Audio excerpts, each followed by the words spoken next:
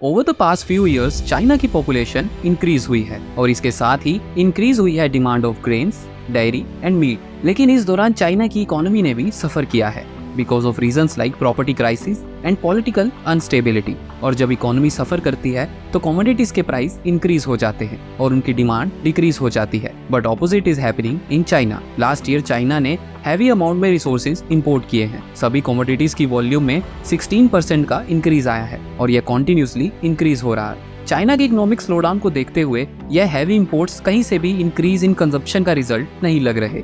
Instead it's a clear case of stock piling. China foreign resources पर heavily rely करता है। It imports nearly 97% of cobalt and 70% of bauxite. China has a sufficient amount of coal, but it lacks in other fuels. For example, China import करता है 40% of natural gas and 70% of crude oil. In terms of food, China import करता है 85% of soybean. And for products like coffee, palm oil and dairy products, China rely heavily on foreign farmers. Year 2018 में Donald Trump ने heavy tariffs impose किए थे on Chinese exports, जिसके reply में China ने भी हैवी ड्यूटी इंपोज की थी ऑन अमेरिकन सोयाबीन्स। कोविड-19 की वजह से सप्लाई चेन बैडली डिस्टर्ब हो गई थी और कॉस्ट ऑफ मटेरियल इंक्रीज हो गई थी। Now again because of war in Ukraine the prices of various goods have massively increased and this war also shows the world how US sanctions can deeply affect the supplies of a particular country. Now again, Donald Trump has a decent chance of returning to power and he bluntly says he will have no hesitation in disturbing China. Trump could restrict America's food export to China and can also influence exporters like Argentina and Brazil to do the same.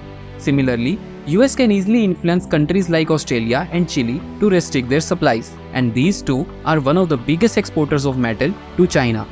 China की most of the commodities travel करती हैं through straits and canals and US could easily block this Chinese vessels by placing military ships near by. America में सभी strategic reserves को strait के through control किया जाता है, वेयर एज चाइना में प्राइवेट टैंक्स, सिलोस और वेयर हाउसेज को भी यूज किया जाता है फॉर स्टोरेज पर्पसेस। और क्राइसिस के टाइम पर यह प्राइवेट स्टोरेजेस स्टेट के कंट्रोल में आ जाते हैं। चाइना की most of the storage facilities की लोकेशन सीक्रेट है, बट सैटेलाइट इमेजेस यह शो करती हैं कि चाइना ने क्रूड ऑयल की कैपेसिटी को 1.7 बिलियन से 2 बिलियन बैरल तक इंक्रीज किया है।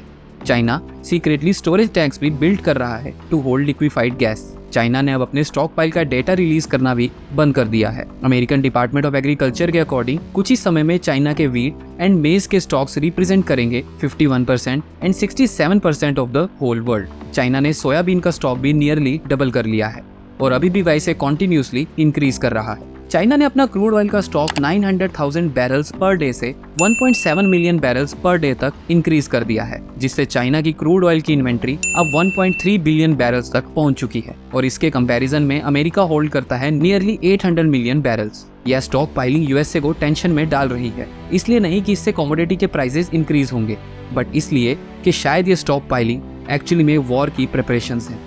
We never know what China is planning for. So what do you think? क्या चाइना यह स्टॉक पाइलिंग अपनी पॉपुलेशन के लिए कर रहा है या फिर वह सीक्रेटली वॉर की प्रिपरेशंस ही कर रहा है? So what are your views on this?